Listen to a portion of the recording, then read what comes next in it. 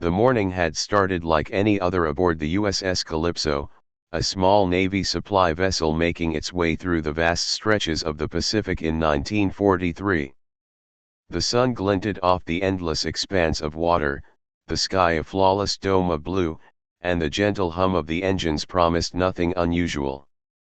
Sailors moved about the deck, performing routine maintenance, exchanging jokes, and checking the navigational charts. Few of them realized that this ordinary morning would soon become a life-altering event, the beginning of a struggle that would test endurance, courage, and the very will to survive. Within hours, the calm of the Pacific would turn into a relentless adversary, swallowing their ship and scattering the crew across hundreds of miles of open water. It began with a sudden, jarring explosion in the hull. The ship shuddered violently, throwing men off balance as alarms blared and steam hissed from ruptured pipes. At first, confusion reigned. Some believed it to be an engine malfunction, others feared the vessel had struck an uncharted reef. It was only moments later, as the deck tilted and water began rushing in, that the truth became undeniable: the Calypso had struck a mine laid by enemy forces, a silent predator in the deep blue that had waited patiently for its moment. Panic mixed with training, and sailors scrambled to abandon ship, grabbing life vests, rafts, and whatever provisions they could carry. Amid the chaos, the ocean swallowed a part of their world, leaving the survivors adrift in small clusters of debris, clinging to life in the vast Pacific wilderness. The first hours were surreal. The sun scorched by day, leaving skin raw and parched, and the water surrounding them seemed infinite, unbroken except for the occasional shadow of a distant cloud or the flicker of a flying fish. Survivors drifted on life rafts, planks, and overturned lifeboats, calling for each other, searching for familiar faces, and hoping against hope that rescue would arrive quickly. But the Pacific is vast and indifferent. Hours turned into a day, the tide and wind dictating their movements, while small injuries, exhaustion, and fear gnawed at their resolve. The horizon promised safety yet offered nothing but emptiness, and the crew began to understand that survival would depend not on chance alone, but on ingenuity, cooperation, and sheer mental strength. Food and fresh water were immediate concerns. The ship had carried supplies, but only what washed into the rafts or clung to floating debris could sustain the castaways. Sailors who had once spent months at sea, accustomed to rationing and routine, now faced the stark reality of scarcity. Rainfall became a rare blessing, collected with improvised containers and tarps. Fish were caught using hands, strips of clothing fashioned into fishing lines, and sheer patience. Every catch, every drop of water collected, was a victory, a small reprieve from the relentless threat of dehydration and starvation.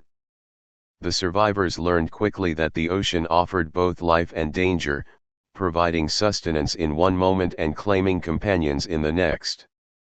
Exposure to the elements tested them in ways no training could fully prepare. By day, the sun burned relentlessly, causing heat exhaustion and blisters. By night, temperatures dropped sharply, chilling wet clothes and trembling bodies. Salt from the seawater corroded skin, turning hands and feet raw and painfully stiff. Storms arrived suddenly, whipping wind and waves into towering walls of water that tossed rafts and raftsmen like toys. One moment the survivors were clinging desperately to floating wreckage, the next they were submerged in icy, turbulent water, swallowed and spat back up by the indifferent sea. Every storm left them weaker, more desperate, yet more determined to cling to life. Loneliness and fear became as deadly as the sea itself. Isolated on tiny rafts, separated from friends and comrades, the mind began to strain under the pressure. The sound of waves, once familiar and comforting, became a constant reminder of their vulnerability.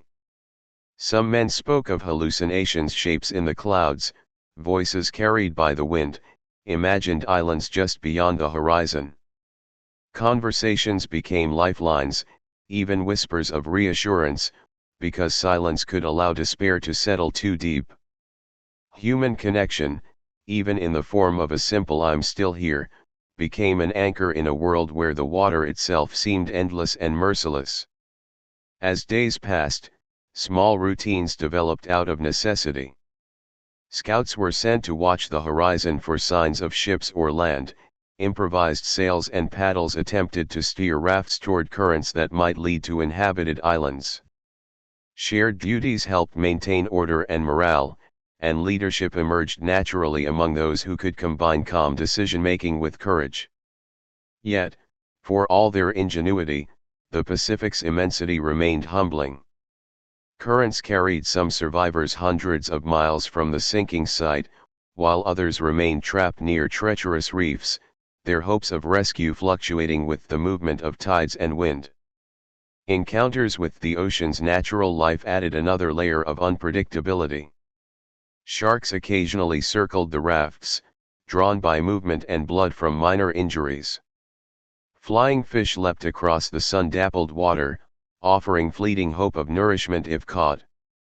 Sea birds, distant and unattainable, became symbols of proximity to land or life, their flight patterns studied with obsessive attention. Even the ocean itself seemed alive, sometimes gentle and reflective, at other times monstrous and terrifying. The men's relationship with the sea evolved quickly from fear to respect to grudging reliance. It was at once provider, obstacle, and judge. The psychological strain grew heavier as the hours became days and the days blended together. Men recorded time by the sun's position, the behavior of birds, and the rising and falling tide, but these markers were often unreliable. Conversations oscillated between hope and despair. Plans to reach distant islands were balanced against the reality of exhaustion. Moments of humor, shared stories of home, or recounted jokes became vital, keeping spirits alive against a backdrop of profound uncertainty. Each sunrise and sunset was both relief and challenge, marking another day survived in a battle against nature and circumstance. By the end of the first week, the castaways had begun to adapt in remarkable ways.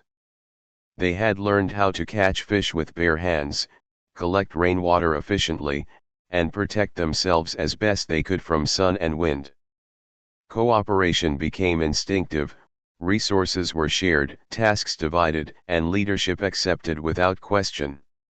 Yet despite these adaptations, the underlying truth remained: survival in the Pacific was never guaranteed. Every day brought new threats: storms, hunger, injury, and the invisible currents that could separate rafts and scatter hope. The men had become both students and victims of the sea, learning its lessons through harsh experience. The first chapter of their ordeal concluded not with rescue or certainty, but with a fragile resilience. Castaway sailors, once members of a structured crew aboard a supply vessel, had been transformed by necessity into survivors of the world's most indifferent ocean. Their journey was only beginning, and the challenges ahead: storms, isolation, encounters with the unknown, and the quest for land would test every aspect of human endurance. Yet the early signs of adaptation, courage, and unity offered a glimmer of hope. In a sea that could swallow ships without notice, the survivors clung not only to floating debris but to the fragile but unyielding human will to live.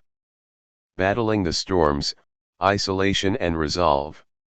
The days following the sinking of the USS Calypso blurred into an endless rhythm of survival. The Pacific stretched endlessly in every direction, a glittering expanse of both opportunity and danger. The sun, merciless by day, beat down on the sailors' exposed skin, turning it raw and chapped. At night, the temperature dropped sharply, leaving men shivering and teeth chattering despite their efforts to huddle together for warmth. Every day brought new lessons in endurance, as the castaways learned to measure distance not in miles, but in waves, in currents, and in the fleeting glimpses of land that never quite materialized on the horizon. The first real test came in the form of a tropical storm. The sky, previously a serene blue, darkened with ominous clouds, and the wind picked up, tossing the small rafts like toys in a child's play. Rain lashed down in sheets, blinding eyes, and soaking clothes and supplies. Waves surged with unrelenting force, climbing over the edges of rafts, threatening to wash men into the endless water. Improvised tarps, planks, and lifeboat covers provided scant protection. Fear and adrenaline intertwined as the men clung to their fragile vessels, praying that the currents would not tear them apart. For hours, the storm dictated the men's actions, leaving them powerless, exposed, and utterly dependent on the ocean's unpredictable temperament. Food and water remained a constant worry, but the storm made even small tasks nearly impossible. Rainwater, while providing temporary hydration, mingled with salt spray, leaving the sailors cautious about what they drank. Fishing became a test of patience and dexterity as turbulent waves flung potential catches overboard. Sailors who had spent their lives at sea discovered a cruel irony: mastery over calm waters was meaningless when the ocean itself became a writhing, threatening entity. Each meal, each drop of water, was a victory, a momentary reprieve from the relentless stress that gnawed at body and mind alike. Isolation weighed heavily. Separated by currents and debris, clusters of survivors lost contact with one another. Some rafts drifted miles apart within hours, and the once visible crew became distant shapes on a vast, watery canvas. Loneliness deepened the mental strain. Men who had been surrounded by camaraderie on the ship now faced hours, sometimes days, without another human voice. Shadows in the waves, flickers of birds, or the distant whitecaps became points of focus, almost companions in their own right. The mind, starved of social contact, began to conjure shapes, sounds, and conversations, a mixture of hope and hallucination that could be as comforting as it was dangerous. By the fourth day, the castaways began improvising tools to navigate their precarious situation. Pieces of wreckage were lashed together to form larger rafts, while clothing and spare sails became rudimentary shelters and shade. Some sailors experimented with creating crude paddles, steering themselves toward promising currents or signals of land. Knowledge passed quickly from one survivor to another, a collective intelligence born of desperation. Even amidst exhaustion, ingenuity thrived, as the men learned that cooperation and improvisation were as critical to survival as physical strength. Sharks occasionally circled the rafts, drawn by the smell of blood from minor injuries and the thrashing of frightened hands. Their presence was a terrifying reminder that survival did not merely require endurance, it demanded vigilance. Sailors took turns keeping watch, scanning the water for predators, ensuring that sleeping companions would not be attacked in moments of vulnerability. Fear became a tool as well as a burden, sharpening instincts and forcing men to react with precision and caution. The ocean was no longer a passive expanse but an active participant in the struggle for life. Despite these dangers, the men found unexpected solace in small routines. They measured time by the sun's arc, the flight of birds, and the changing patterns of wind and tide. Conversations, storytelling, and the sharing of memories from home became vital anchors to sanity. Humor, even in small doses, cut through despair. A shared joke or a remembered song reminded them that they were not entirely lost to the sea. Discipline and morale became intertwined, as those who could maintain composure guided the weaker or more despondent, helping prevent panic and rash decisions that could prove fatal. The psychological challenges were relentless. Sleep was intermittent and often unsafe, taken in brief bursts while one or more sailors kept watch. Dreams and hallucinations, vivid and sometimes frightening, became common. Some men reported seeing distant islands that vanished upon closer approach, or hearing the voices of shipmates long gone. The mind's need for structure and companionship became starkly evident. Without connection, despair could take hold quickly, sometimes overwhelming even the most resilient survivors. Maintaining mental focus became as crucial as physical endurance, for a single lapse could result in injury, loss of a raft, or worse. By the end of the first week, the castaways had begun to form a delicate balance with the sea. They learned to read the wind, interpret the currents, and understand the subtle signals of approaching weather. Each survivor developed a rhythm, an instinctual response to waves, storms, and the passage of time. Rafts were adjusted, supplies rationed meticulously, and strategies debated for the next potential sighting of land or passing ship. Though the horizon remained empty, the men had carved out a fragile, tenacious existence in the vast Pacific, proving that human will could adapt even in the face of overwhelming adversity. It was during one particularly serene morning, after another violent night of storms, that the first signs of hope appeared. A distant cloud formation hinted at land beyond the horizon, or perhaps a shift in currents that might carry them closer to inhabited islands. Spirits lifted as the sailors pooled their knowledge and resources, planning for a cautious approach while remaining alert to the ever-present dangers of reef, wave, and predator. The journey was far from over, but the castaways had proven to themselves that survival was possible, that endurance, ingenuity, and courage could keep them alive even in the face of a merciless sea. The second chapter of their ordeal closed on a fragile note of resilience. Storms had tested their bodies, isolation their minds, and the vastness of the Pacific their spirit. Yet, the men had learned lessons in cooperation, resourcefulness, and mental fortitude that would become indispensable in the days to come. Each sunrise offered both danger and opportunity, and each wave reminded them that survival was a continuous struggle against nature, circumstance, and time. The castaways were no longer merely victims of a sunken ship. They had become survivors, shaped and hardened by the ocean itself, and ready to face the challenges that lay ahead. Hunger, hope, and the edge of despair. By the second week adrift in the vast Pacific, the initial adrenaline that had kept the castaways alert began to give way to a gnawing, persistent exhaustion. Every day was a negotiation with survival itself. Each wave, each gust of wind, each glimmer of horizon represented both potential salvation and renewed peril. The sailors had become intimately acquainted with the rhythm of the ocean, the subtle swell of currents, the direction of prevailing winds, and the occasional fleeting signal of distant islands. Yet these small certainties did little to ease the growing hunger that pressed against empty stomachs or the thirst that made even the freshest rainfall a precious commodity. Rations had long been exhausted, leaving the survivors dependent on what they could forage from the sea. Improvised fishing became both ritual and lifeline. Sailors used fragments of debris, strips of cloth, and makeshift hooks fashioned from nails or bent metal.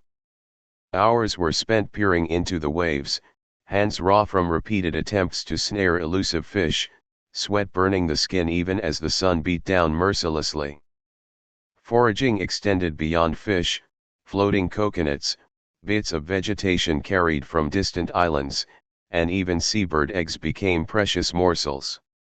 Every small catch was celebrated, yet it could never fully satisfy the relentless demands of the body, leaving hunger a constant, gnawing companion.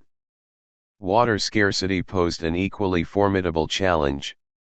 Sailors had learned to collect rainwater using fragments of sails, tins, and tarps, but rainfall was sporadic, often fleeting, and the supply insufficient for the growing number of castaways. Even when rain did fall, the risk of contamination with seawater or debris meant that each drop had to be carefully judged. Improvised desalination methods, simple evaporation and condensation techniques were attempted with varying success. Thirst became a powerful motivator, guiding decisions, shaping routines, and forcing men to confront the brutal arithmetic of survival. Every ounce consumed had to be balanced against the probability of future scarcity. The psychological strain of isolation intensified alongside the physical hardships. Some men grew silent, withdrawn, haunted by memories of home or the faces of shipmates lost to the deep. Others became increasingly irritable, disputes flaring over food, space, or perceived lapses in effort. Leadership, once clear-cut aboard the USS Calypso, became a negotiated authority among the survivors, with respect earned through calm judgment, ingenuity, and the ability to maintain morale. Even the smallest signs of compassion, sharing a bit of water, helping another climb aboard a raft, offering reassurance during storms, became acts of profound significance, sustaining not only physical survival but the fragile bonds of human connection. As hunger and thirst continued to take their toll, the castaways faced another, often invisible, enemy: fatigue. The combination of constant vigilance, rowing or paddling, exposure to sun and salt, and restless, intermittent sleep drained bodies to the point of failure. Men developed strategies to preserve strength, rotating shifts for watchkeeping, resting in shifts on debris or rafts, and conserving energy whenever possible. Yet even these careful plans could not eliminate the cumulative exhaustion that left hands blistered, muscles cramping, and minds fraying. Sleep was often broken by the cries of seabirds, the sudden swell of a rogue wave, or the persistent fear of separation from the group. Despite these hardships, hope began to manifest in subtle ways. Birds that circled overhead hinted at nearby land, currents suggested possible paths toward inhabited islands, and occasional distant sails raised the tantalizing possibility of rescue. These small signals became the focus of intense attention, providing a psychological lift that offset some of the despair. Sailors debated strategies, pointing out signs in the sky or water, testing hypotheses about direction and distance. Even when actual success remained uncertain, the very act of planning, of exerting agency in a situation largely governed by uncontrollable forces, sustained a measure of purpose and determination. The ocean, however, never relented. Sudden storms returned without warning, overturning rafts, soaking men to the bone, and washing away fragile supplies. Sharks lingered near the rafts, sometimes circling silently, at other times drawn into sudden activity by the thrashing of a man attempting to retrieve a lost fish. Each day demanded vigilance, ingenuity, and courage.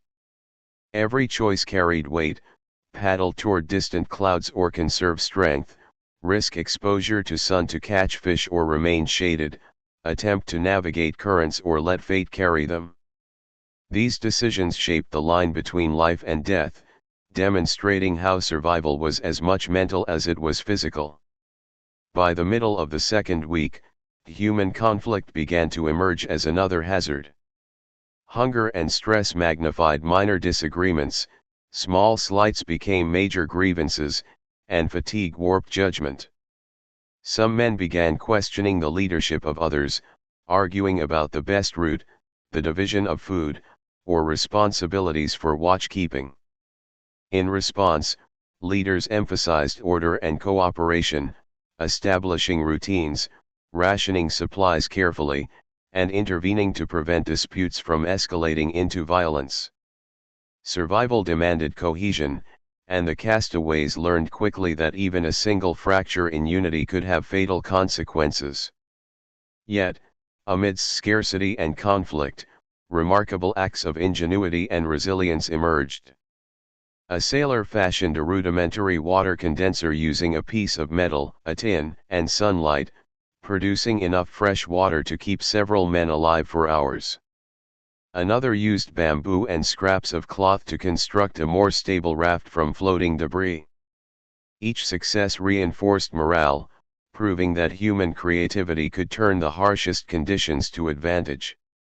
Even small victories, catching a few fish, collecting rainwater, patching a torn sail, became symbolic triumphs against the relentless might of the ocean.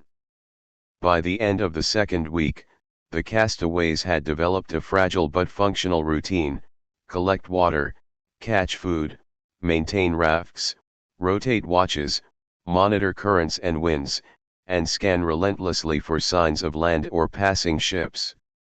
Each day brought both progress and setback. Some rafts drifted closer to hope, others were carried away by unseen currents. Every sunrise carried potential salvation or renewed hardship, yet the men persisted, driven by the unyielding instinct to survive, the memory of loved ones, and the possibility that the vast ocean could one day yield rescue. The chapter of hunger, hope, and despair closed on a cautiously optimistic note. The castaways had endured storms, isolation, and the unremitting challenges of the Pacific, forging bonds of trust and resilience. Their bodies were weaker, their spirits tested, but their determination had not faltered. Survival had become a blend of strategy, courage, and adaptability. In a world defined by water, wind, and sky, the men had become both students and adversaries of the sea, learning its lessons and testing their own limits. The journey toward safety was far from over, but the foundation of endurance, ingenuity, and unity had been firmly established. Salvation and the return to land. The days on the open Pacific had stretched into weeks, each one an unbroken test of endurance, patience, and courage. By the time the castaways entered the fourth week, their bodies bore the scars of exposure, fatigue, and hunger, while their minds were sharpened by the unrelenting demands of survival. Every sunrise brought renewed awareness that the vastness of the ocean offered no guarantees, only possibilities. Hope had become a carefully nurtured flame, flickering in the face of storms, shifting currents, and the constant, whispering fear that land would remain forever beyond reach. It was a day much like any other when the first signs appeared, a distant speck on the horizon, indistinct but unmistakable in its contrast to the endless water. The men's hearts leapt, adrenaline mingling with disbelief. They squinted, shielding their eyes against the sun, scanning for confirmation. Could it be an island? A ship? Their minds raced through probabilities, weighing the dangers of currents that could sweep them past the destination versus the chance of salvation. Every pair of eyes strained to hold the fragile hope steady, knowing that weeks of perseverance could be undone in a single misjudged movement. Navigating toward the faint outline became a collective mission. The sailors coordinated their rafts, tying together debris when possible, fashioning paddles from planks and bamboo, and using the wind to guide them with improvised sails. The effort required constant vigilance, currents shifted unpredictably, waves rose without warning, and the sun, unrelenting, sapped energy even as it illuminated their potential goal. Every stroke of the paddle, every adjustment of sail or raft was a calculation of risk and reward, a testament to the survival instincts honed over weeks of relentless exposure. The journey was not without setbacks. One raft, weakened by continuous storms and improvised repairs, began to take on water. Men worked frantically, bailing with tins and hands, patching tears with cloth and debris, the salt water stinging their raw skin. Another group drifted too far from the main cluster, carried by a deceptive current, forcing a tense and exhausting reunion. Yet, the adversity reinforced their determination rather than breaking it. Each challenge surmounted became proof that human resilience could endure even the unforgiving expanse of the Pacific. As the sun reached its zenith, the outline resolved into a small, rocky island, fringed with coconut palms and the promise of fresh water. The sight ignited cautious joy and renewed energy. The sailors coordinated a careful approach, avoiding treacherous reefs and shallow waters that threatened to capsize their fragile rafts. Every wave carried the dual thrill of proximity and danger, a reminder that the ocean that had tested them so severely remained an indifferent adversary. Still, the sense of nearing land transformed exhaustion into adrenaline, despair into determination, and fear into calculated hope. Landing was no simple affair. The surf crashed violently against the rocks, tossing rafts and bodies with unpredictable force. Men clung desperately to planks, ropes, and each other, coordinating pushes, grabs, and jumps with precision honed by weeks of necessity. Some were thrown back into the churning waters, struggling to reach safety, but camaraderie and coordination prevailed. Each successful landing brought relief beyond description, the solid feel of earth beneath tired feet, the sweet taste of fresh water from hidden streams, and the shade of trees that shielded sunburned skin. Survival, after weeks of uncertainty, had been momentarily secured. Once ashore, the challenges shifted from enduring open water to sustaining life on land. Fresh water was gathered in improvised containers, small coconuts and edible plants provided nourishment, and the men constructed rudimentary shelters from palm fronds and debris. Rest, long denied on the tossing rafts, became a priority. Even so, vigilance remained essential. The island's isolation meant that rescue was not guaranteed, and the men could ill afford complacency. The ocean had taught them discipline, adaptation, and patience, lessons that now informed their approach to this fragile sanctuary. In the days that followed, the castaways began devising signals for passing ships, constructing large markers on the sand, and maintaining watch from elevated points to scan the horizon. Survival was no longer only about endurance but also about proactive strategy. Morale began to stabilize as routines emerged: collection of water, foraging, construction, and signaling. Psychological recovery, though tentative, mirrored physical recuperation. The men shared stories, repaired relationships frayed by stress and hunger, and strengthened bonds that had carried them through weeks of uncertainty. Their transformation from vulnerable shipwreck survivors into adaptive island dwellers was nearly complete. Rescue, when it came, was as sudden as it was miraculous. A Navy patrol plane, conducting routine reconnaissance, spotted the large sand markers and circled to confirm human presence. The men waved frantically, voices hoarse from shouting, hands raw from weeks of labor. Hours later, a small patrol vessel appeared on the horizon, cutting through the waves with purpose. Relief was overwhelming, tears mixed with salt water on sunburned faces, and laughter erupted alongside sobs. The ordeal, which had seemed infinite, was finally drawing to a close.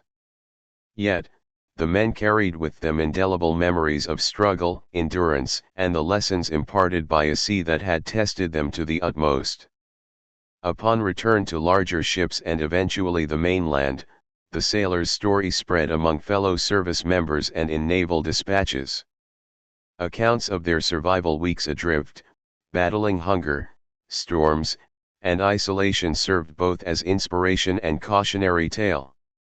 The experience underscored not only the indomitable human spirit but also the relentless power of nature.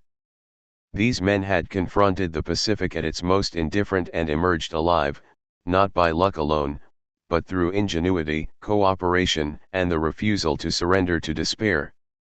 The final chapter of their ordeal, therefore, was not merely about rescue but about transformation.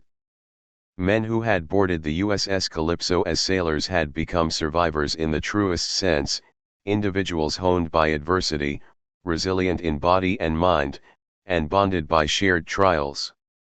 The Pacific, vast and unforgiving, had demanded everything, and in return, it had granted understanding, that human courage, adaptability, and unity can endure even in the face of relentless natural forces. Though the ocean would forever remain a symbol of danger and uncertainty, it also became a testament to the possibilities of survival, the power of hope, and the enduring strength of the human will.